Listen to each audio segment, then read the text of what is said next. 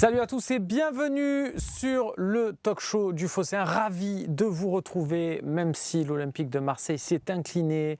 C'est la trêve, on a besoin de souffler du côté de l'OM, pas du côté du Phocéen. On est en pleine forme pour faire cette émission avec Maxence Volpe. Salut Maxence. Salut à tous. Bilal Ben Khalifa est à tes côtés. Salut à tous. Un Bilal un peu triste après ce match, mais un Bilal qui saura être saignant dans ses choses analyses. à dire là. Il y a des choses à dire, effectivement, en face de vous, messieurs. Stanislas Souchot, reporter journaliste pour l'AFP. Salut tout le monde. Je vais prendre le temps de rappeler, parce que notre audience change, évolue, et c'est bien de rappeler, parce qu'on va marquer journaliste AFP, de dire l'AFP, c'est les journalistes des journalistes. Voilà, je le présente souvent comme ça. Vous prenez la Provence, voilà, vous regardez, il y a des signatures de journalistes à la fin de certains articles qui concernent Marseille, mais dès que ça parle de la France, du monde, de l'international, c'est signé généralement l'AFP, voilà, qui est en fait un organisme qui ne touche pas directement le public, mais qui touche des organismes de presse qui se servent des articles de Stan. Donc, pour les articles sur l'OM, il y a les journalistes de la Provence donc, qui prennent leur article, mais pensez à Ouest France, les dernières nouvelles d'Alsace.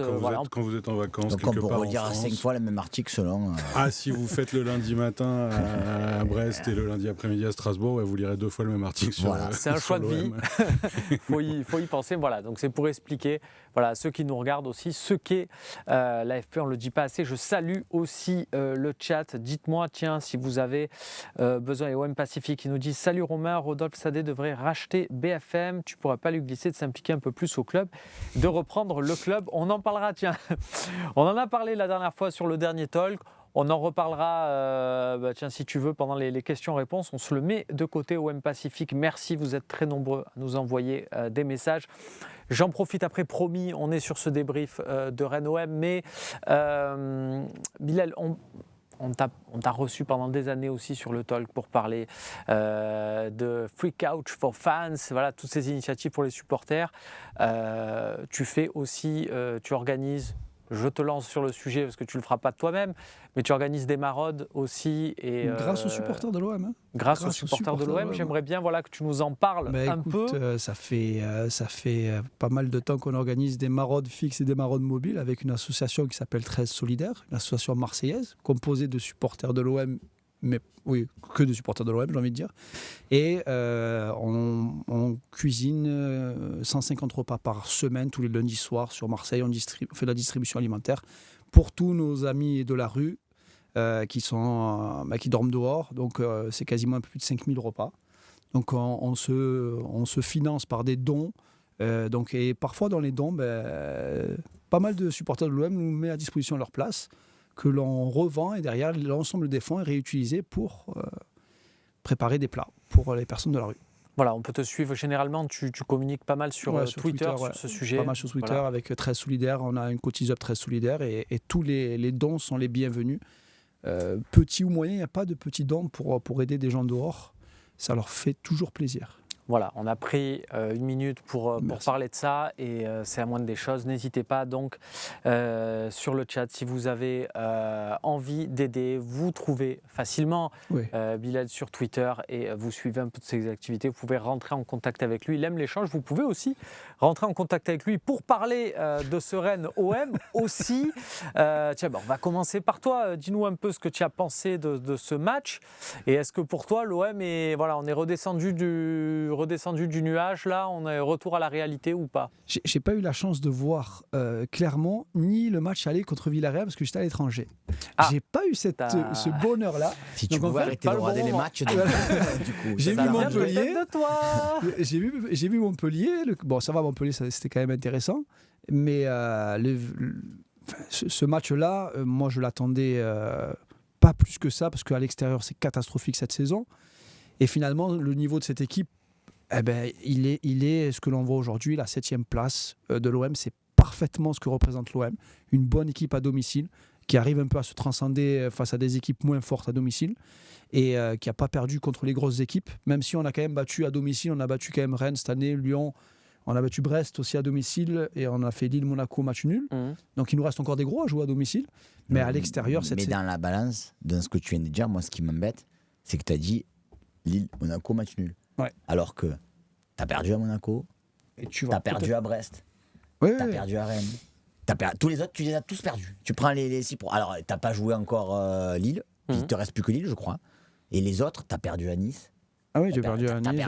T'as perdu Lens, chez tout le monde. À Lens. Ouais. Et Donc, moi, ce que je retiens vraiment de l'OM cette saison, et surtout cette saison, c'est qu'en fait, on a des joueurs qui sont... Il y a des bons joueurs individuellement, mais des très bons joueurs, il y en a très peu. Parce que pour moi, la différence entre les deux, c'est qu'un bon joueur peut faire 2-3 matchs de manière... être très très bon sur 2-3 matchs, mais il va avoir du mal sur 5, 6 ou 7 matchs consécutifs. Et l'OM, cette saison, c'est ça, c'est capable de sortir quelques grosses prestations, mais de passer totalement au travers. Et il y a un entraîneur qui est arrivé, il a dit une chose qui était peut-être la phrase la plus intéressante qu'il avait dit à son arrivée. La seule chose que je demande aux joueurs, c'est de mettre de l'agressivité dans les matchs. En fait, c'est que par ça que cette OM cette année nous a fait un peu rêver, que ce soit face à Panathinaikos, le premier match au Vélodrome, ou face à Villarreal avec beaucoup d'agressivité. Et dès que ces joueurs moyens, bons, ne mettent pas cette agressivité-là, en fait, tu es sûr de passer au travers de tes matchs.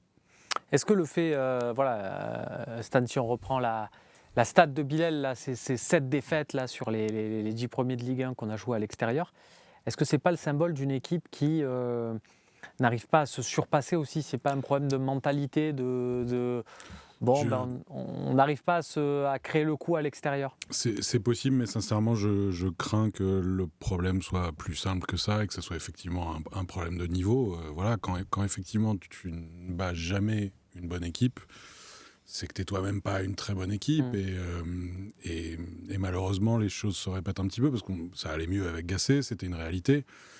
Mais les victoires, elles ont été obtenues contre Montpellier, qui en a pris 6 hier, contre une très bonne équipe, contre Clermont, qui est une équipe de bas de tableau, contre un Villarreal à 75%, parce qu'il manquait des joueurs, parce que d'autres avaient eu la gastro, parce que ceci, cela.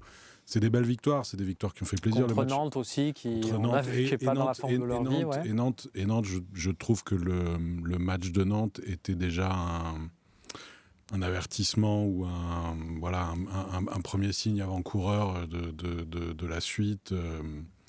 Moi, sincèrement, le match d'hier contre Rennes, des fois on se plante complètement, on fait des pronostics et on est complètement à côté de la plaque, mais il s'est passé exactement ce que je pressentais, à savoir que tu joues contre une bonne équipe du championnat avec quelques individualités de bonne qualité comme Guéry-Terrier, et tu t'es fait secouer et battre sans aucune discussion. Donc, Est-ce que c'est le facteur fatigue qui t'amène à dire ça?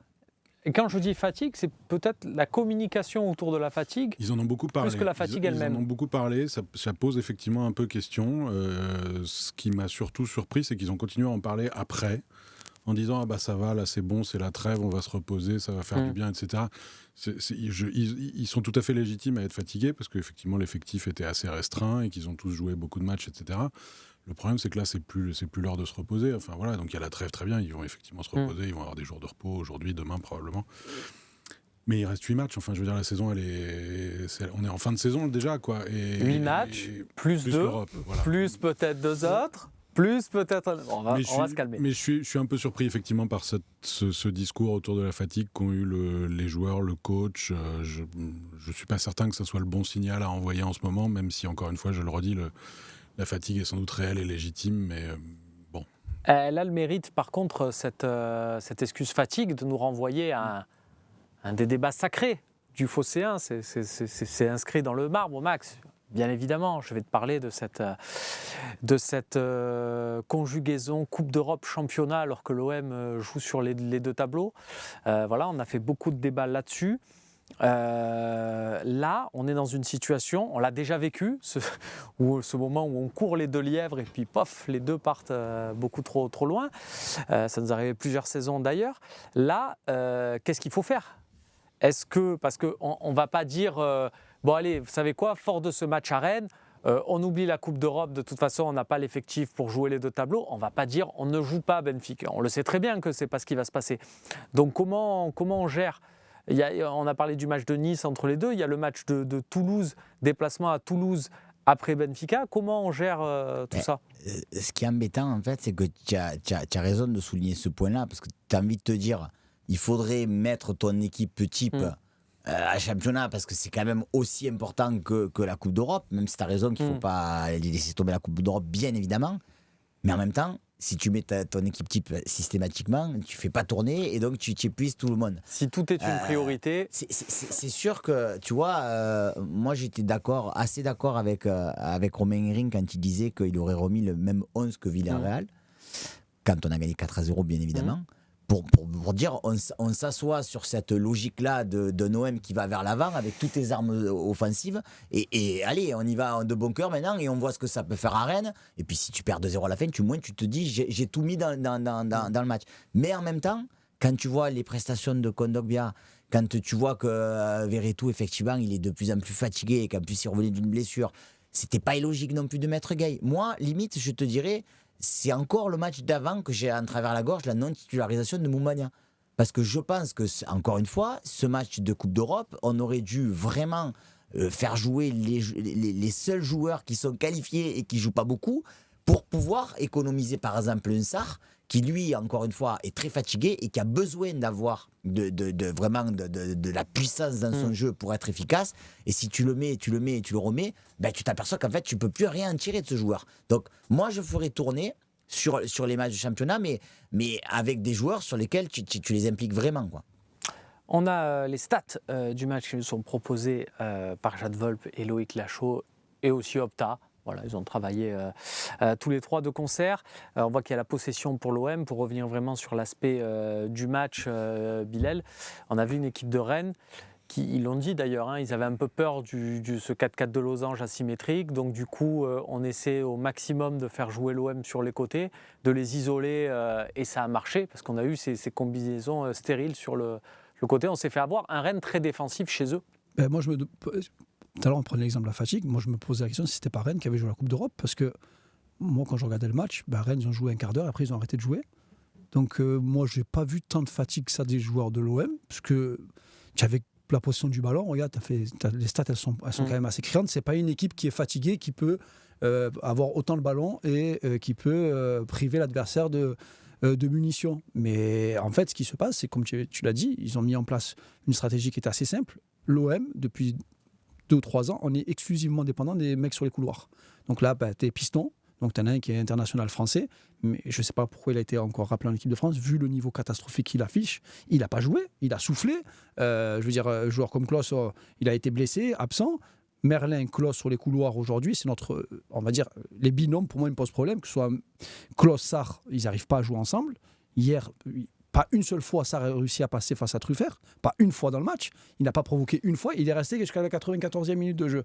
Et de l'autre côté, Merlin à Minarit, les deux duos aussi qui posent problème. Doué, je me demandais qui c'était en équipe de France. Est-ce que c'était plutôt Doué qui est en équipe de France et pas Klos, parce qu'il en a 2 dans chaque jambe. Rendons justice à Klos, il a un grand pont sur Truffert qui débouche sur la frappe non cadrée d'Aminarit en seconde période. Truffert sort dans la foulée, c'est-à-dire que tellement à Rennes, ils se sont dit... Bon. Déjà, tu as insisté sur quelque chose d'important, c'est la frappe non cadrée d'Aminarit. Quand tu vois les stats, tu as 8 tirs contre 7, mais toi, tu n'as qu'un tir cadré. Et là, moi, je peux plus. Pour Rennes, il arrive un moment où je ne peux plus, quand je les vois tirer tout le temps. Surtout qu'il y a 0-0. L'occasion d'Harit, la première occasion d'Harit, celle où il s'ouvre l'axe et il ne cadre pas, il y a 0-0. Ouais. Dans la foulée, tu encaisses le but.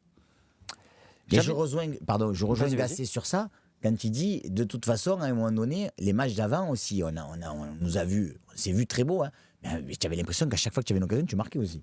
Oui, ça c'est vrai. Donc là, si de la réussite et que sur des non-occasions, parce que c'est même pas des occasions de but, mais des coups sur des exploits, tu as but, et après le match il est changé aussi. Hein. Mais Maxence, ces matchs-là, ils se jouent quasiment que sur des micro-détails, parce que Rennes, ils n'ont pas eu d'occasion du match.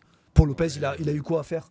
Il a eu quoi à faire? Ce serait une frappe dans le match cadré réellement de Rennes qui a été dangereuse? Moi, j'ai rien vu, excusez-moi. On a vu le même match. Vous avez vu Rennes très dangereux, hormis les 15 premières minutes?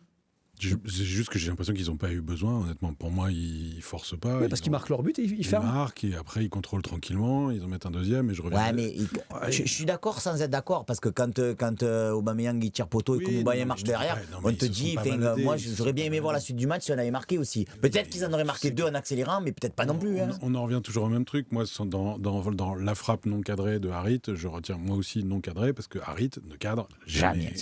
Le rangé du milieu offensif. C'est quand même un peu problématique. Oui, sauf qu'il joue un cran plus haut et que, si tu veux, tu as des joueurs offensifs qui ont des difficultés dans le jeu et ça peut se comprendre parce que la saison a été compliquée, il y a eu beaucoup d'entraîneurs, il y a le contexte, tout ça, ça s'entend. Mais le résultat statistique de ces joueurs-là est très problématique, très problématique. Martin Terrier, qui est revenu de blessure au mois de novembre, ou je ne sais pas quand, si je ne veux pas dire de bêtises, est au-dessus de tous les joueurs offensifs de l'OM, moins Aubameyang. Gouiri, qui a été dans le trou pendant 2 mois, est plus décisif que Sarr, Ndiaye, Harit. C'est trop juste, honnêtement. Tiens, d'ailleurs, parce que j'ai vu une question, je ne la retrouve pas, mais il y avait une question de Firecube, je crois, sur le chat qui nous disait, sans vouloir faire d'amalgame, est-ce qu'il n'y a pas un lien de cause à effet avec le Ramadan ?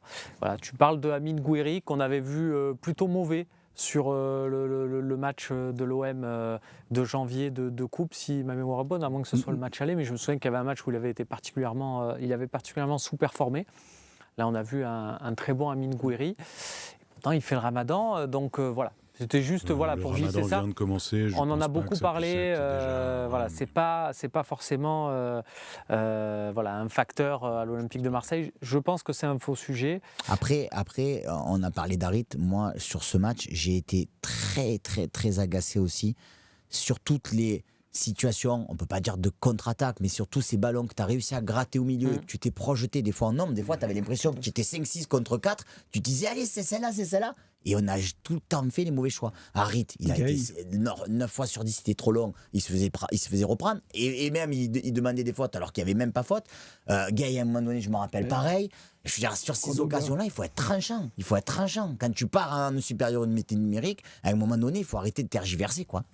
On va regarder le classement. J'avais une observation aussi où on nous disait vous devriez parler de Kondogbia qui n'est pas du tout au niveau. Vous en trouverez une partie consacrée dans Virage Marseille tout à l'heure sur BFM Marseille. Bien avant de finir cette partie, on va regarder le classement où on voit que l'Olympique de Marseille voit Rennes revenir à sa hauteur avec 39 points et les places européennes restent proches, mais il y a beaucoup de postulants, donc on aura le temps de se poser. C'est fou quand même, quand on part du principe, et on redit ce qu'on a dit tout à l'heure, défaite à Paris, défaite à Brest, défaite à Monaco, défaite à Lille, défaite à Nice, défaite à Lens, défaite à Rennes, et malgré ça, tu es avec eux, quoi. Je veux dire, à quelques... si tu regardes bien, tu as 10 victoires, 9 nuls et 7 défaites. C'est-à-dire que tes 7 défaites se concentrent sur ces 7-là. Ouais. Tu as perdu 100%, mais tu as uniquement perdu tes matchs contre les 10 premiers à l'extérieur.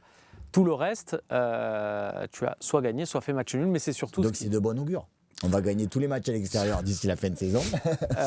Alors, on peut le voir ça comme ça, non ? Il y a aussi des matchs nuls. Tu vois cette colonne où il y a 9 matchs nuls pour 10 victoires. C'est le truc de l'élastique. Est-ce que l'élastique va finir par péter et tu ne reviendras plus, ou est-ce que tu vas continuer à faire des machins ? T'es pas loin, effectivement, t'es pas loin. Mais parce que c'est compliqué la Ligue 1. Enfin, moi j'ai regardé Lens-Nice. Avec Nice qui mettait plus un pied devant l'autre depuis des semaines, et Lens qui avait l'air de bien revenir, et bim bam boum, 3 buts. Et moi j'ai regardé la fin de Monaco-Lorient. Tu disais, mais j'ai regardé pour regarder, parce qu'il faut regarder, quoi, tu vois. Je me disais, mais ils auront jamais, ils vont même pas avoir une occasion, Lorient. Et puis ce corner à la fin, et voilà. C'est notre histoire, ça, de l'OM. C'est-à-dire que dans les saisons où toutes les équipes sont moyennes, on se dit c'est peut-être la bonne saison pour essayer d'aller titiller Paris. Finalement, tu es encore plus moyen. Celle-là, tu vas voir à quelle hauteur va se jouer la deuxième place. Et oui, il y aura des regrets, c'est sûr. Rapport à des saisons qui ont fini à des 60. Après, le championnat, tu n'auras peut-être pas de regrets si tu finis second. Le niveau, il est quand même vachement resserré quand même hors Paris. Il y a beaucoup de meilleures équipes par rapport aux dernières années. Oui. Il y a quasiment 7 ou 8 équipes qui ont des budgets qu'il n'y avait pas à l'époque. Et je trouve que si, quand même, tu as quand même on refera peut-être ce débat, parce que je ne trouve pas que... Il n'y avait pas Rennes, il n'y avait pas Nice à l'époque, il n'y avait pas Lens, il n'y avait pas ces budgets-là qui étaient capables d'acheter du 30 millions d'euros. Il y avait un Monaco qui était bien plus puissant que le Monaco qu'on a aujourd'hui. Il y a des équipes, il y avait un Lyon à l'époque. Ils sont toujours là. Je te donne une référence de la saison Bielsa, où tu finis 4e, et tu finis 4e derrière un Monaco de Jardim, qui était quart de finale de Ligue des Champions, qui était très très costaud. Tu avais le Lyon qui jouait en 4-4-2 avec Nabil Fekir avant blessure, qui était un joueur injouable, plus le Paris Saint-Germain de Laurent Blanc. Oui, mais ça fait pas beaucoup d'équipes. Là, je suis en train d'en citer 8 ou 9 qui peuvent tout embêter. Oui, c'est 8. densifié. Avant, il y en avait 3 ou 4. Au deuxième échelon. Mais... Je t'en ai cité 3 très très bonnes. Voilà, Oui. il y avait des vraies locomotives. On va passer à la partie suivante qui concerne un peu plus la dynamique globale de l'OM qui rentre en trêve. Tiens.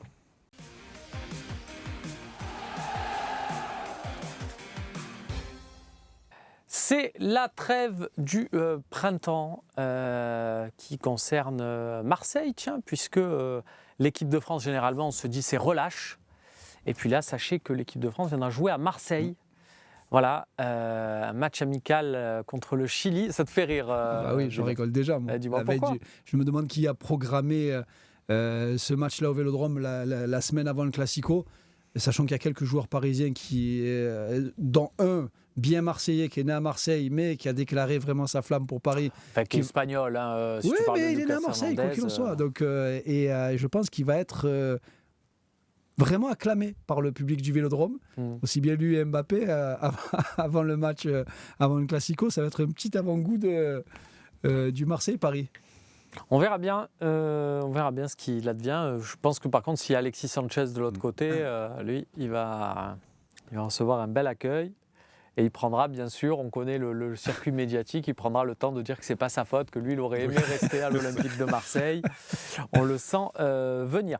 Par contre, cette trêve, voilà, parenthèse mise à part, qui nous intéresse, alors que je salue, l'Instant N, qui est ni plus ni moins que Nordine Ali Saïd, qui est sur le plateau du Talk, qui a encore quelques jours. Et bien regardez, il est dans le chat et il fait des réponses de minimum 5 lignes à tout le monde. Donc profitez-en si vous avez des questions à lui poser, notamment sur des joueurs comoriens. Vous savez que la communauté est telle qu'ils se suivent tous les uns les autres. Harit, je pense qu'on est arrivé au bout d'un mois très fatigant, où il y a eu beaucoup d'énergie qui a été dépensée. Je pense qu'on a manqué d'efficacité et de justesse.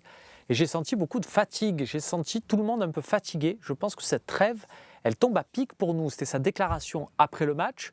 On avait aussi Jonathan Klaus après le match. Il est sorti du terrain. On était fatigué. Il cherchait un micro pour clamer toute sa fatigue au monde entier. Max, qu'est-ce que tu en penses ? Ça t'agace ? C'est normal Déjà, par l'absurde, quand je vois la question, j'aurais envie de te dire, elle aurait mieux fait de tomber une semaine avant. Parce que déjà, on aurait eu une défaite de moins, parce que cette défaite, vraiment, elle arrive au pire des moments, quoi. Après, dire qu'on va récupérer pendant la trêve, je l'espère.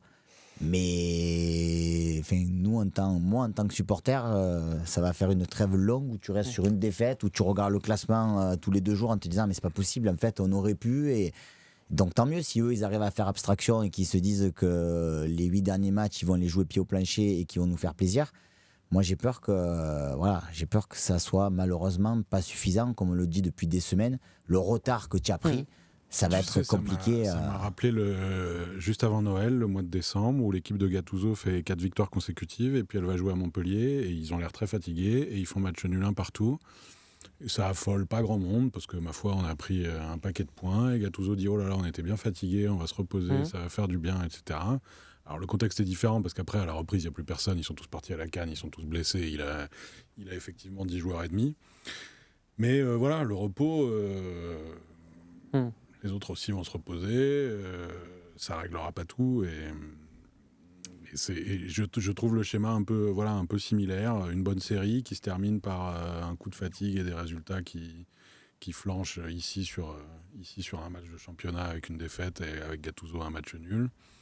Mais qui annonce peut-être des choses pas... Voilà. Et puis cette excuse, elle va pouvoir être ressortie dans 5 matchs. Hein. Parce que c'est bien beau, on va se reposer pendant la trêve. Mais derrière, tu vas re-enchaîner avec tes matchs de Coupe d'Europe et du coup, tu vas arriver au 4e ou 5e match, tu vas dire, mais on a encore joué 4 matchs, 5 matchs en X jours. Et... Pour moi, elle arrive au bon moment à la trêve, simplement parce que tu vas récupérer des joueurs qui sont blessés depuis un moment. C'est surtout ça. Parce que si tu me prends la même équipe, tu me dis à la trêve, ça ne va pas me changer grand-chose. Mais si tu me dis que Rongier va revenir... et qu'il peut dépanner au moins sur les 5-6 matchs qui vont arriver, vu ce qu'on est en train de voir de Kondogbia. Tu me dis que Murillo va revenir pour pas faire souffler, mais mettre sur le côté Jonathan Klaus. Là, oui, je peux te dire, moi, j'ai des motifs d'espoir. Mais la trêve en elle-même, elle apportera rien, si ce n'est de récupérer les blessés. Il y a Sinistrouille sur le chat qui nous dit « À défaut de vibrer avec l'OM, je vibre avec le Phocéen ». Et c'est vrai que nous, on peut enchaîner tous les 3 jours sans souci. Dans ce que tu viens de dire, Bilal, la réalité, c'est est-ce qu'il va réellement me faire tourner ? C'est ça le truc. Parce que si du coup, on se dit, parce que Paris, Benfica, Lille, c'est que des gros matchs. C'est les matchs que quand je sais, Seb est à la présentation, il te dit toujours, bon, là, on met l'équipe type. C'est des matchs que tu gagneras pas avec tout le respect qu'on a pour eux, avec Soglo, Garcia qui a très peu joué et Murillo qui reviendra de blessure ou Rongier qui reviendra de blessure. Donc ça veut dire que tu vas peut-être être les mêmes. Si tu pousses le truc jusqu'au bout en disant il est frais, il n'a pas joué. Donc effectivement, je pense qu'il a un... Gattuso exagérait parfois un peu, mais il a dit que pendant 40 jours, il avait bossé avec 10 joueurs et c'était pas complètement faux. Ça va un peu mieux maintenant, mais il se posera à la fin de la saison quand même la question de la construction de cet effectif, d'une part.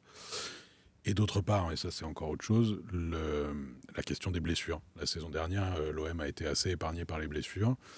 Cette année, il y en a eu beaucoup. Est-ce que c'est juste la malchance ? Est-ce que c'est le fait d'avoir eu une préparation trop soft avec Marcelino, puis un rattrapage peut-être trop dur ? Il y en a beaucoup qui mentionnent la préparation légère de Marcelino il est possible, comme facteur. On se souvient que quand Gattuso est arrivé, il est un peu tombé de sa chaise en voyant l'état physique de ses joueurs.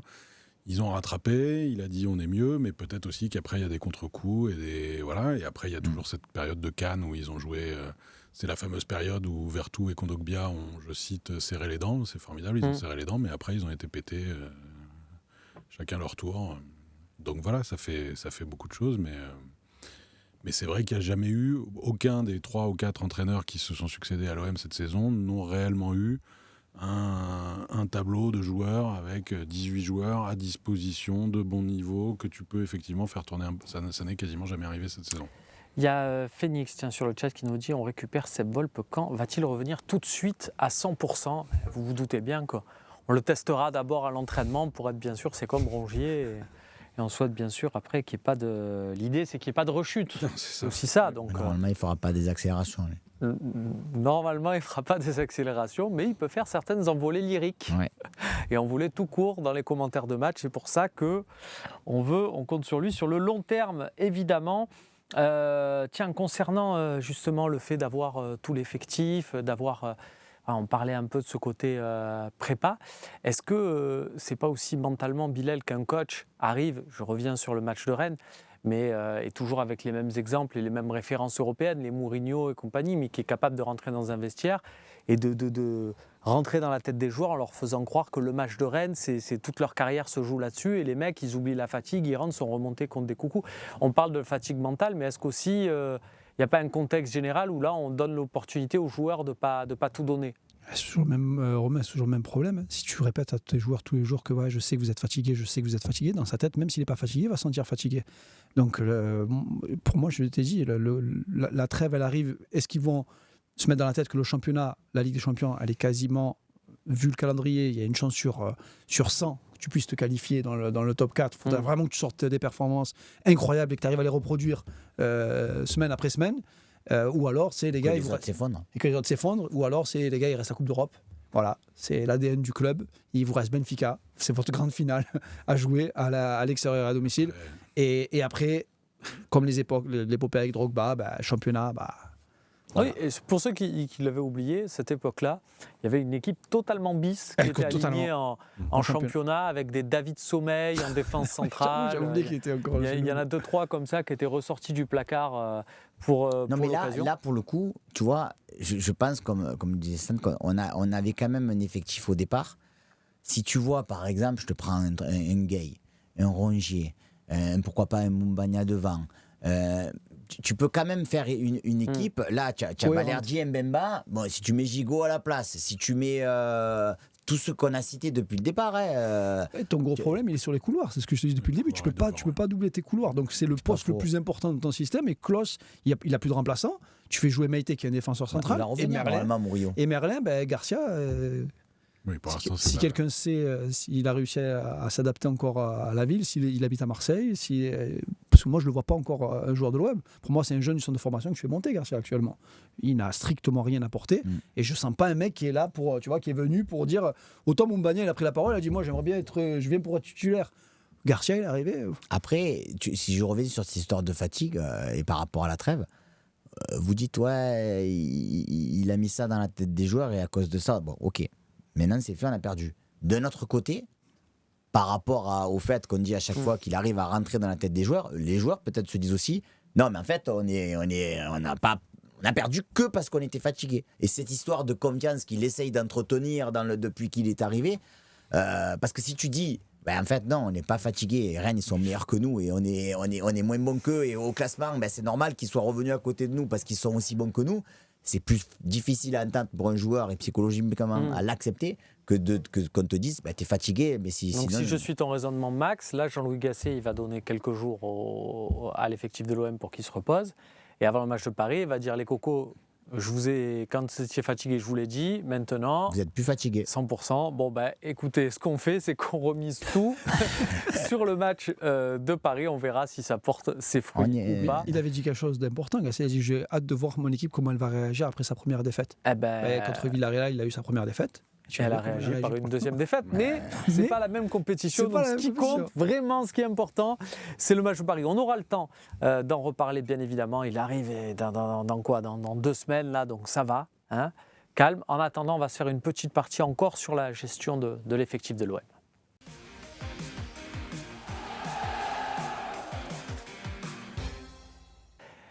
Nous allons parler désormais de Faris Moumbagna. Et j'accueille pour cela Daniel Riolo. Non, je plaisante, on va le laisser où il est. Évidemment, voilà, là, c'est fou, hein, tu fais une story et derrière, c'est le concept de, tu sais, c'est des influenceurs, tout ça, tu vois, tu as fait une story et derrière, tu as 4, 5, 6, ça déclenche vraiment. Voilà, bon. Bon, plaisanterie mise à part, Max, on t'a déjà entendu sur le sujet. Je sais que tu boues un peu sur ce sujet-là en te disant le match Villarreal, c'était l'occasion idéale pour l'utiliser, on l'a pas fait. Surtout pour finir sur ça, c'est que si tu regardes les premières prestations de Moumbagna, elles sont loin d'être catastrophiques. Il avait déjà marqué 2 buts, si je ne dis pas de bêtises, un seul but. Il a marqué un but. Le match d'avant, il fait donc il y avait tout le pain et le couteau, comme on a tendance à dire, pour le lancer complètement sur ce match. Non, mais je te fais confiance, tu vois, sur ce match et pour toi, comme tu l'as fait pour certains autres joueurs à Villarreal. En ne le mettant pas, moi, la première réaction que j'ai eue, c'est de me dire waouh, mais qu'est-ce qu'il va se dire, Moumbagna ? Il va se dire on a gagné 4-0 à l'aller. On nous explique que tout le monde est fatigué, qu'il faut faire tourner. Mais par contre, on ne me met toujours pas. Donc ça veut dire qu'on n'a pas confiance en moi, quoi. Pas du tout. Mais je sais pas, moi je l'interprète comme ça. Hein. Regarde, ça se traduit aussi par les chiffres. Moumbagna, depuis l'arrivée de Gasset, 7 matchs, 114 minutes disputées, donc sur les fameuses 5 victoires et 2 défaites de Gasset. Une titularisation, un but, une passe D, c'était à Clermont de mémoire. Lui, entre Gasset qui ne veut pas jouer et Gattuso qui est arrivé, qui a dit putain, il a des kilos en trop, donc il va falloir qu'il maigrisse avant de pouvoir jouer. Il a morflé depuis qu'il est arrivé à l'OM déjà. Il n'a pas fait grand-chose, ce garçon. Mais... Qu'est-ce que tu en penses, Bilal, toi ? Est-ce qu'il paie les pots cassés d'une organisation ? Est-ce que après, il peut ronger son frein Le truc, c'est que ce n'était pas le problème offensivement, vu qu'on marquait pas mal de buts. Donc, qu'il y ait Moumbagna ou pas, ça ne changeait pas grand-chose. Parce que tu as un Aubameyang qui est en feu, qui tient l'attaque de l'OM depuis le début de saison. Donc, moi, ça ne me dérangeait pas plus que ça. Au contraire, j'ai bien aimé en plus sa rentrée hier. Il a été un des éléments qui a été intéressant quand il est rentré. Mais sauf quand il a manqué cette occasion. Ouais, elle est compliquée. Elle est très, très compliquée. Elle revient elle tape le poteau, elle revient sur le pied droit. Il a très peu de temps pour se mettre. Moi, je n'en veux absolument pas sur cette occasion. C'est quasiment c'est trop. C'est un coup de billard. C'est un coup de billard, ça peut rentrer comme ça peut pas rentrer. Inzaghi la rate. Il a peut-être le temps de ne pas frapper. Il a peut-être le temps d'amortir et de se calmer et de se dire Franchement, ça arrive très vite dans la surface. À vitesse réelle, c'est compliqué. Moi, je pense que Gasset, il a 100 jours, il fait ce qu'il a envie de faire. En fait, il n'y a pas de je m'en fous de lui, il veut jouer, pas jouer, je suis pas là l'année prochaine. Je mets ceux qui, dans ma tête, vont être efficaces et décisifs. Et il se dit. On retourne la question, c'est pas tant Gasset compte-t-il réellement sur Moumbagna. La réponse, c'est Gasset compte énormément sur Aubameyang. Voilà, c'est tout. Qui lui a mis des paquets de buts en. Et il lui rend Aubameyang. Non, mais attendez, là, je vous suis. Voilà, là, je vous suis pas. Parce que, alors, répondez-moi pour Villarreal. Sur la photo plus large, je pense que voilà. Ça, on est tous d'accord. Et je pense que sur Villarreal, il a tenté son coup de se dire je veux vraiment contrer. Donc Moumbagna, il est moins rapide que ça, et je veux juste contrer. D'accord, mais moi j'avais dit la même chose que toi. Hein. J'avais dit soit je veux voir Aubameyang avec Moumbagna ou Ndiaye, soit je veux voir Sarr pour contrer avec Moumbagna. Et du coup, pourquoi pas Moumbagna et pourquoi Ndiaye ? Je veux dire, en plus, tu savais Après, que tu allais dégager des ballons loin et que tu allais avoir besoin d'une tour de contrôle. Moi, je vais même aller plus loin pour te dire quelque chose. La situation dans laquelle on est, elle me fait penser un peu quand il arrive contre Shakhtar, là, avant de jouer Paris. C'est en gros, bon, les gars, on a essayé d'avoir possession, on a essayé de jouer et tout, mais on va revenir un peu aux fondamentaux, c'est-à-dire, contre Shakhtar, long ballon devant, deuxième ballon, et on va y aller au duel. Tu m'invites à une hypothèse, tu m'incites à vous proposer ça. Alors que je réponds au chat parce que j'ai beaucoup de messages, oui mais il a mis 2 buts et tout. Les amis, concentrez-vous, on vous a dit depuis l'arrivée de Jean-Louis Gasset, on n'a pas oublié le but de Faris Moumbagna contre Metz. Je savais moi aussi que l'avait. Mais c'était avec Gennaro Gattuso et il faut suivre, il n'y a pas de souci, bien évidemment, mais c'est la preuve aussi qu'on vous lit et qu'on est à votre écoute, tel un service après-vente.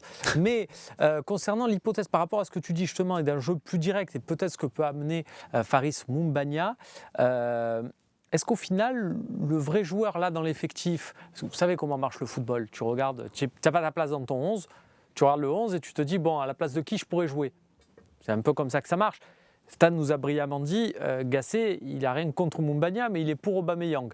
Donc il se dit, je ne vais pas prendre Aubameyang. Par contre, Iliman Ndiaye, qui est peut-être un peu moins bien là sur 2 matchs, peut-être même 3, est-ce que Moumbagna ne peut pas se dire, si jamais je peux être en pointe et remiser pour Aubameyang à gauche, Ismaïla Sarr à droite. Est-ce que ça passerait par là son salut, Max, sur son avenir dans cette équipe ? Ça peut. Mais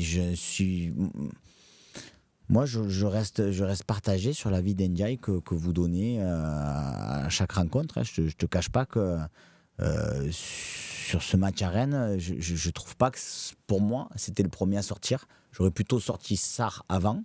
Et d'accord ? Non, je te suis. Moi, j'avais pas compris les avis, mais après, c'est autre chose. Et voilà. Et après, donc voilà. Mais je m'aperçois que qu'on est 2 ou peut-être 3, mais qu'on a que quand je vous écoute, je me dis alors j'ai pas dû, comme on dit souvent, voir le même match. Moi, je trouvais que sur les ballons, il a perdu des ballons, Ndiaye hier, pardon. Mais je trouvais que sur beaucoup d'autres ballons, il arrivait à faire des petites différences, retourner, jouer simple, chose que Harid ne fait jamais, et qu'il lançait pour moi, c'est un lanceur, Ndiaye, c'est un lanceur. Tu as envie qu'on le trouve plus. Voilà, qu'on le trouve plus, et lui, il décale, et après, quand il décale et que tu closes, débordes et ne centre pas, est-ce que c'est la faute à Ndiaye ? Non. Ndiaye a fait ce qu'on lui demandait de faire pour moi, et c'est derrière que ça ne suit pas. Bon, après, encore une fois, je m'aperçois que je suis un peu isolé dans cette moi, analyse. C'est-à-dire que l'état d'esprit de Ndiaye, quand il se bat, il va chercher le ballon. Il réussit pas tout, mais c'est l'un des rares joueurs qui s'est joué dos à la cage, qui s'est joué avec un mec sous pression, qui sait se retourner avec un ballon et qui sait donner ne serait-ce qu'un ballon sans faire 4 touches de balle avant de le donner. Donc, il a épuré, parce qu'à la saison, il ne le faisait pas. Il l'a fait aussi quand même. Ouais. Moi, je pense qu'il est jeune. Tu vois, c'est un potentiel. Tu sais qu'il a un potentiel que l'année prochaine, peut-être qu'il va le développer. Mais pour revenir à ce que tu disais sur Moumbagna, le point d'interrogation, en fait, c'est ce qui nous a fait une embellie. Certes, Aubameyang, mais il y avait Sarr. Donc Sarr était un peu en feu. Ouais. Tout à l'heure, tu parlais des joueurs à Rennes, comme Gouiri. C'était Sarr qui était en feu il y a 4-5 matchs et qui t'a permis d'enchaîner les matchs. Et on se disait tous, pourquoi on n'a pas ce Sarr depuis le début ? La réalité, c'est qu'un joueur comme Sarr, il est capable de le faire, mais de disparaître. C'est totalement le profil de joueur. 4 matchs monstrueux, 5 matchs peut-être mauvais. Et sur le match d'hier, il reste sur le terrain jusqu'à la 94e. Il n'a pas fait un seul dribble du match. Pas une seule fois. Truffert, il était sur le reculoir tout le match. Il ne l'a jamais provoqué. Donc, pour moi, si tu veux mettre Moumbagna avec Aubameyang, j'associerais même Ndiaye avec. Et j'allais te dire, presque dans le système, mais c'est un peu le système dont on avait parlé dernièrement, tu as Moumbagna Aubameyang devant, et derrière, tu as un soutien, on va dire, de technique que peuvent être Harit et Ndiaye, et avec ton milieu... pas Kondogbia. Non, tu es obligé de le faire jouer. Donc... pareil, on a eu pas Unai, on a eu pas Harit, maintenant on a pas Kondogbia. Il n'arrive pas à enchaîner, c'est comme tous ces joueurs. C'est notre problème cette saison. Tu as des joueurs qui sont bons sur un match, mais qui n'arrivent pas à enchaîner des matchs. Il y a Pegas 13 sur le chat, toujours là à l'affût, qui nous dit Ndiaye doit être placé au poste de numéro 10. Ça libérait une place en attaque à Correa. Voilà, il a glissé, on le salue. J'espère vraiment que vous allez vous rencontrer avec Correa. Quelqu'un sait ce qu'il a, Correa ? Il est blessé ? Non, écoute, je ne sais pas, il souffre peut-être du fait de ne pas rencontrer Pegas 13, qui pourrait être une cause aussi plausible. Il s'est fait les mèches, il s'échauffe. Il s'est fait les mèches, c'est vrai que ça... Ça, c'est un côté, tu vois, Garnacho à Manchester. Mais quand en plus, il y a Enrique qui rentre régulièrement, quoi, tu vois. Non, mais Et Romain, que tu vois jamais Correa. il y a un truc contractuel, non, là, dans l'histoire. Je peux pas croire que tu as pris un joueur de l'Inter de Milan qui ne joue jamais et que tu ramènes un joueur du Brésil ou même des jeunes joueurs qui rentrent plus que Correa. Je pense que Correa agace beaucoup sur son C'est incroyable. son Je comportement. pense qu'il a lâché, là, honnêtement. Non, mais après, il y a aussi un truc contractuel, on en avait Oui, mais parlé. sauf que là même, ou alors le contrat a été fait très bizarrement parce qu'il a très peu joué finalement. Il fout plus les pieds sur le terrain depuis entre sa blessure et ces matchs-là où il rentre plus. Ou alors il lui refait vraiment un contrat où en lui disant tu signes 4 ans si t'en as joué 10. Et là, il a 9. Je comprends mieux les supporters de l'Inter de Milan qui avaient fêté ça comme un titre quoi, quand il a signé à l'OM. Ils ont dit c'est le Mistigri. On vous a refilé le Mistigri. Petite info et merci à Nico Amskas qui nous la glisse. Matteo Guendouzi appelé en équipe de France, qui fera donc son retour au Vélodrome. Est-ce qu'il y a un forfait? Il y a un forfait, je sais que Ibou Konaté était sur le... Peut-être Griezmann et Konaté. Griezmann aussi était. Ouais, mais c'est pas trop le même poste. Griezmann aussi. C'est pas Verretou qui a été rappelé alors. Non. Mais Mais il est fatigué. Il est fatigué. Se reposer. Qui profite, Voilà, Guendouzi, c'est peut-être son dernier match. Guendouzi, c'est vrai, puisque du coup, il retrouvera après, il aura le bonheur de retrouver Igor Tudor, un bon copain, comme on dit dans le jargon, avec la Lazio. De Guendouzi au Vélodrome. Guendouzi et Sanchez au Vélodrome le 26 mai. Voilà, il y a qui d'autre à faire Le venir 26 mai, le 26 mai, c'est une autre date, le 26 mai, mais... Effectivement, c'est Griezmann qui est Klaus forfait. aussi, ouais. Donc, on fait venir Guendouzi, Alexis Sanchez. Vous me voyez venir. Au final, il faut faire venir Payet. Ah. Là, si on veut que la fête soit vraiment complète, Le jubilé en bleu, Payet. il faut Payet. Voilà. Didier Deschamps, tu l'as déjà sélectionné, tu peux le faire. Il n'y a pas de premier. À Saliba aussi, tiens. Il a dit qu'il était dispo pour les JO, Payet. Hein Ouais, il n'a pas dit pour quel pays, mais il a dit qu'il pas était pour dispo. quelle discipline, surtout. C'est ça le... On rigole, les gars. Juste pour finir sur cette partie sur Faris Moumbagna, j'ai vu beaucoup de messages vous disant qu'est-ce qui change par rapport à Vitinha. Rassurez-moi. Déjà, c'est incomparable. Déjà parce que physiquement, même s'il y a de l'engagement, il y en a un qui a des capacités physiques quand même supérieures à l'autre. Et puis, reste footballistiquement, enfin, voilà, on parlait de son raté à Rennes. C'est incomparable avec le raté de Monaco. Il ne faut pas oublier Vitinha, il ne faut pas lui donner du crédit parce qu'il n'est plus là. On est d'accord, les absents n'ont pas raison. Sur ce sujet. Non, mais puis sur son premier match, moi, encore une fois, je l'avais trouvé très, très intéressant sur tous les longs ballons, comme le disait Bilal. Très, très puissant. Il était puissant, il gardait tout, quoi. Donc, moi, je trouve que c'est quand même important dans ton effectif d'avoir un joueur comme ça qui peut faire un point d'appui, quoi. Il faudra qu'il joue un peu plus et qu'il fasse un peu plus, mais voilà, les premières impressions, sont plutôt... Je me souviens des toutes premières impressions de Vitinha où on était quand même tous là. On ne voyait pas. Un peu, voilà. C'est dur quand les premières prises de balle, tu te dis mais qu'est-ce qu'il a le joueur quand j'arrive pas à voir la première qualité. On n'attendait pas à la prise de balle d'Alexis, mais... Tu l'as vu sa qualité. Ils peuvent être à deux sur lui, c'est pas un problème, il peut amortir le... Je pense qu'il va jouer contre Paris. Allez, pour finir cette partie à pay-per-view qui nous dit il y a Radonjic et Caleta-Car qu'on pourrait faire revenir au stade Vélodrome comme ça. Mais on fera passer, si au service il y a 2 places en gagné comme ça pour dépanner, on leur filera. Il n'y a pas de souci, on passe nous aux questions-réponses.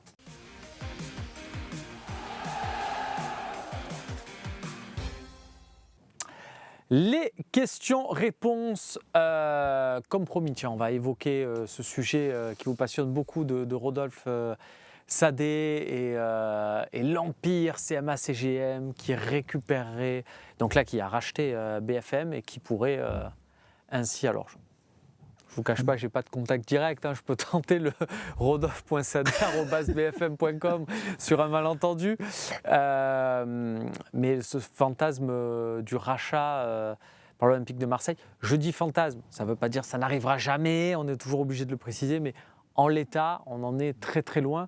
Et je rappelle donc du coup juste cette anecdote pré-vente. Il y a un journaliste, un journaliste qui officie dans le groupe qui appartenait à BFM et RMC, qui s'appelle Daniel Riolo, donc journaliste éditorialiste qui parlait beaucoup de l'intérêt à venir de la CMA-CGM. Et puis un jour, il a reçu un coup de fil émanant de très haut à la CMA-CGM. On lui dit maintenant tu vas t'arrêter parce que c'est faux. Et il a fait amende honorable assez rapidement et on ne l'a plus entendu sur le sujet. Voilà, ça arrive. Stan, on est d'accord à cette heure-là. À l'heure où on parle, à ma connaissance, voilà, les deux choses sont précisées. À l'heure où on parle et à ma connaissance, il n'y a pas effectivement de rapprochement. Après, il est évident que CMA-CGM s'investit dans l'écosystème marseillais, qu'il soit médiatique, sportif, puisqu'ils sont, rappelle, sponsor maillot de l'OM, que c'est un très gros groupe et qui manifestement a en ce moment des moyens d'investissement importants. Mais il n'y a pas de... Donc, voilà. Je le redis, à ma connaissance, à l'heure où on parle, pas d'hypothèse avancée. Tu l'as dit 3 fois quand même. Ça veut dire que donc du coup... Après, en plus, alors pour le coup, Rodolphe Saadé, personnalité très discrète, qui lui parle peu, donc voilà, enfin ou pas du tout même. Donc voilà, il y a effectivement, ça passe par des coups de fil. Exactement. Mais c'est pas... Voilà, difficile d'en savoir plus privé. Donc, à l'heure où on parle, on a bien compris. Je préférerais ça aux Saoudiens. Attention, parce que peut-être c'est lié, parce qu'en fait, il y a des marchés de... On se calme, les amis, ça viendra quand ça devra venir. Gilles Passani, quel et combien de joueurs garderiez-vous l'année prochaine? Ça dépend si on est racheté. Ah, du coup... Alors, si on est racheté, vas-y, dis-moi juste comme ça pour moi. Combien tu gardes de joueurs si t'es acheté? Je liquide tout le monde. Si et quand c'est Pablo Longoria qui fait du turnover, on dit tu dépends par qui t'es racheté. Non, mais là. Pour moi, au contraire, il faut s'appuyer sur l'effectif que tu as cette année. Moi, je suis à 10. Surtout pas commencer à tout revendre. Déjà, il y a 2 joueurs que je ferai partir. Ouais. Moi, vraiment, parce qu'ils ont une grosse valeur. Enfin, il a une vraie valeur, c'est Balerdi, parce que je pense que c'est peut-être le moment avec la grosse valeur marchande. Et Klose, pour différentes raisons, extra-sportives et sportives. Après, le reste, pour moi, tu peux t'appuyer sur l'effectif que tu as cette année. Je vois pas... tu n'auras pas Gay non plus. On le sait déjà. Mais Verretou, Correa, on l'a pas cité, mais on va le mettre. Enrique, on va le mettre. Sinon, mais c'est vrai que l'autre fois, nous, on s'était posé la même question quand on allait au stade avec Babou. Et on s'était dit, en fait, il va falloir, à mon sens, renforcer cette équipe par les remplaçants. Parce que c'est vrai que ton 11, quand tu regardes, tu vois, mais si maintenant tu arrives à virer les Correa, les Enrique, tous ces mecs qui servent à rien, entre guillemets, excusez-moi pour eux. On les embrasse. Et que tu mets des joueurs qui sont du niveau de, peut-être pas d'Aubameyang, parce que ça va être compliqué, mais un niveau d'Ndiaye qui pourrait le remplacer régulièrement, au milieu de terrain pareil, à la place de Gay, un joueur qui a le niveau de Rongier, Verretou, et que du coup tu peux faire réellement tourner, ça peut être intéressant. Il y a Columbol qui nous dit sur le chat, on peut voir Kokchou. Voilà, si vous voyez ce jeune meneur de jeu turc qu'on a vu avec le Feyenoord quand on les avait affrontés avec Sampaoli, sorte de 8-10, et qui joue maintenant à Benfica, mais qui s'est embrouillé, qui se serait embrouillé avec Roger Schmidt, le coach. Donc du coup, est-ce que ça peut être une bonne opportunité? Stan, ça coûte très cher, je crois qu'il a été acheté une trentaine de millions d'euros par Benfica Feyenoord. Par contre, ce qui est bien, c'est que l'année prochaine, la CAN, elle a lieu en été. Donc ça veut dire qu'on ne sera plus embêté, ce sera en juin au Maroc. Donc ça veut dire que moi, Simon Moses, s'il décide de Nantes descendre, je le prends. C'est très bien, comme tu dis, des remplaçants qui viennent pour t'apporter du pep, c'est ce qui te manque aujourd'hui. Des joueurs, quand ils rentrent, qui peuvent faire la différence. On n'en a pas sur le banc, on en a très peu. Après, je me souviens plus son nom, mais le disque de l'équipe ukrainienne là. Mudryk. Ah ouais, non, c'est déjà trop. Non, ça a combien ça? Qui était au Shakhtar là. Shakhtar. Ah ouais. Ça vaut déjà. Je pense que vous parlez. C'est pas pour nous. Son nom m'échappe, mais. Celui qui a joué meneur de jeu au Shakhtar, le capitaine. Je crois qu'il était même capitaine, non? Lui, je l'ai trouvé très fort. Non, mais tu vois, à mettre des fois des 30 millions sur des joueurs, moi je les mets sur des joueurs comme là. Je crains que ça soit déjà trop c'est tard déjà pour lui, plus cher que 30 millions. Je pense. J'avais regardé, pour le coup, Transfer Market, c'était à 22. Regarde les faits de contrat plutôt. Non, mais après, voilà. Il y a Phoenix, il nous parle de David Neres. On va jouer contre. Très irrégulier. Ouais. David Neres, un talent incroyable. J'ai l'impression que des joueurs irréguliers, on en a. On en a déjà beaucoup. Ça peut faire une Joaquin Correa à l'OM, sachant mentalement les dispositions. Il va jouer contre nous en plus, avec Benfica, David Neres. Peut-être chercher des joueurs un peu réguliers. Il va jouer contre nous, effectivement. Ça dépend. Si tu prends 4-5 joueurs irréguliers, entre guillemets, et que tu les fais On sait tourner, déjà que Di Maria va fait nous faire mal. très mal. On sait déjà que Rafa Il y Silva. a Elbrog, aussi. après, on n'est pas sur des suggestions mercato, mais juste parce qu'il y a Elbrog qui nous dit Bamba de Lorient. Oui, mais le bon. Il ne s'agirait pas de... Hein, Club on s'est ami. compris. Club ami. On ne ferait pas Club Ami, évidemment. Allez, il y avait une autre hypothèse. Allez, vraiment la dernière, hein, promis. La dernière, mais parce que j'imagine, je pense à mon Idriss Kasmi qui va regarder cette émission en replay. Je vois son petit cœur là qui va s'agiter dans les prochaines secondes. Parce qu'on nous propose un prêt de Wesley Fofana, qui, vous savez, n'est pas remis de ses blessures à Chelsea. Bon, un prêt, je vois mal Chelsea prêter un joueur qu'ils ont acheté 80 millions d'euros, le prêter pour qu'il se retape en Ligue 1, ça me semble un peu fou. Ou alors, du coup, ils le prêteraient à Strasbourg, qui est leur club partenaire.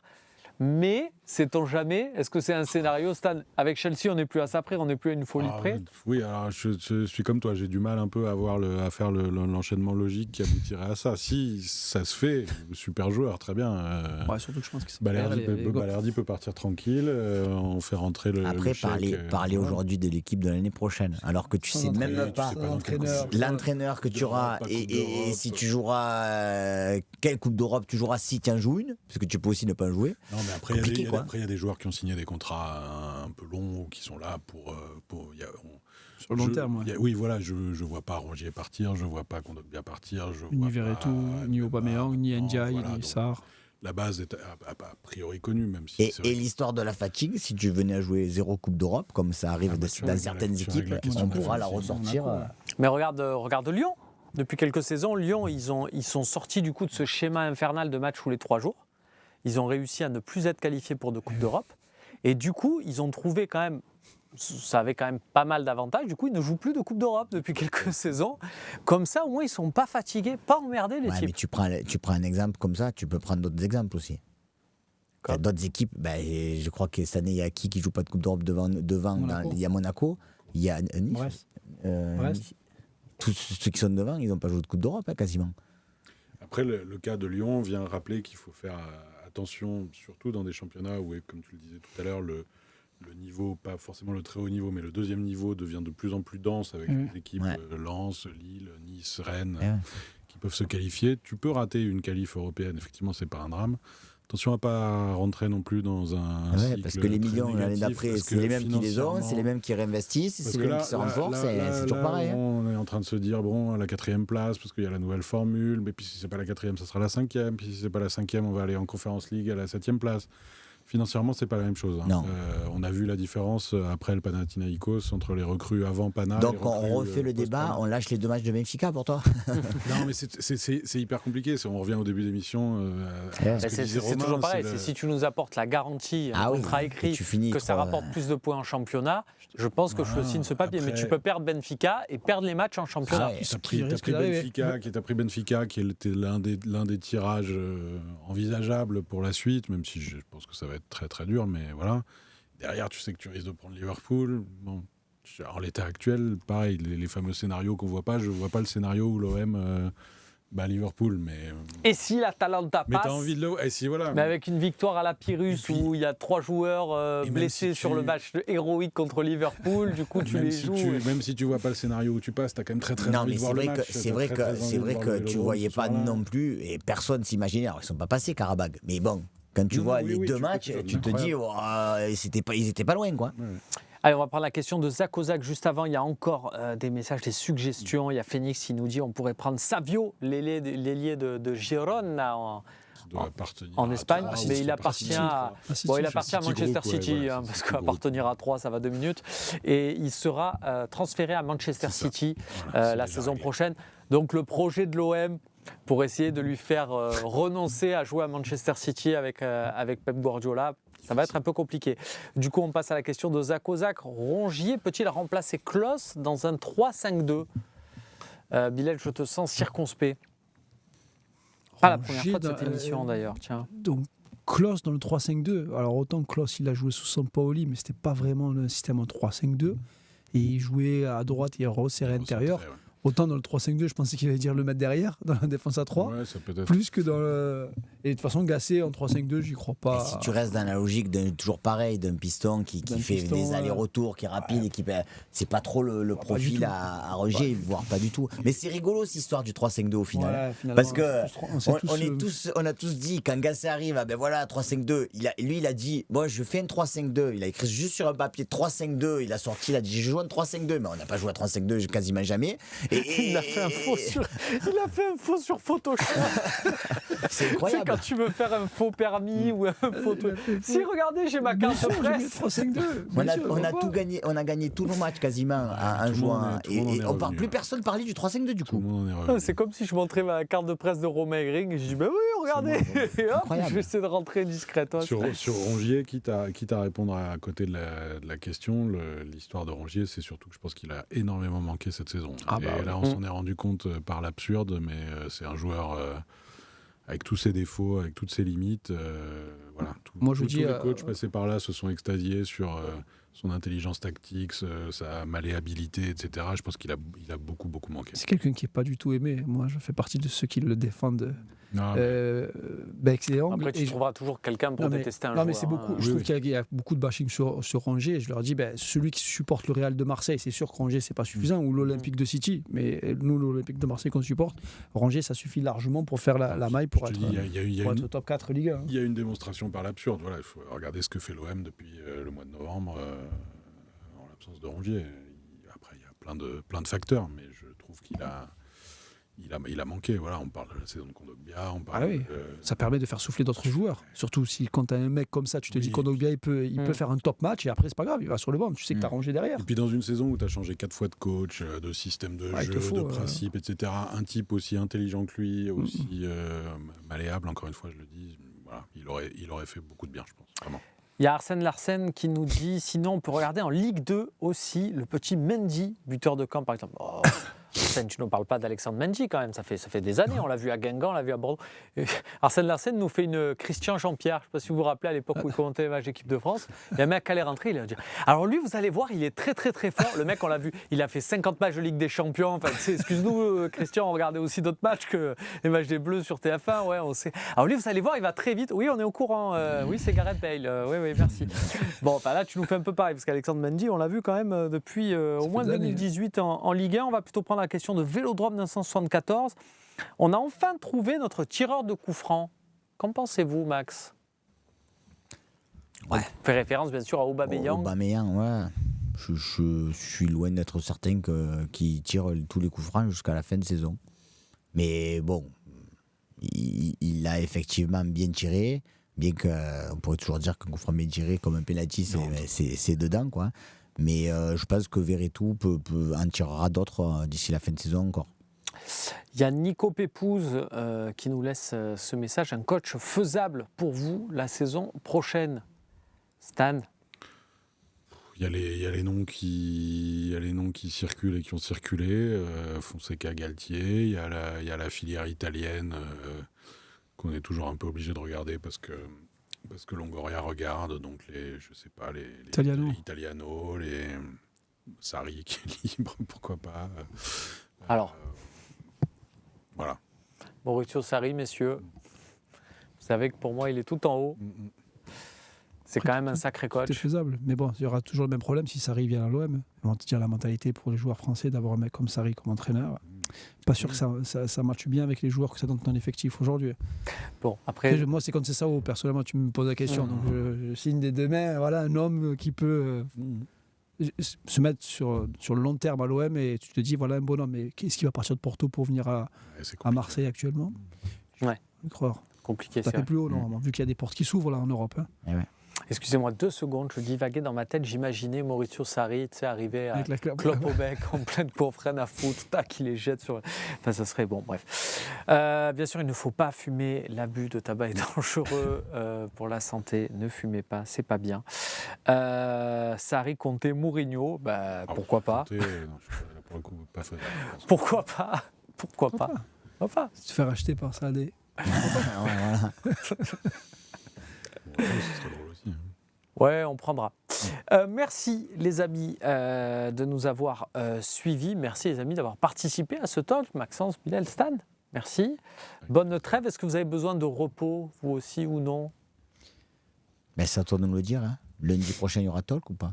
Non, lundi prochain, il n'y a pas de talk. C'est trêve, il n'y a pas voilà, d'OM au café. On se retrouve jeudi 28 avant le match de championnat, du coup, de reprise. Je ne sais plus quand c'est. Je crois que c'est le dimanche à 21h. Je ne sais plus.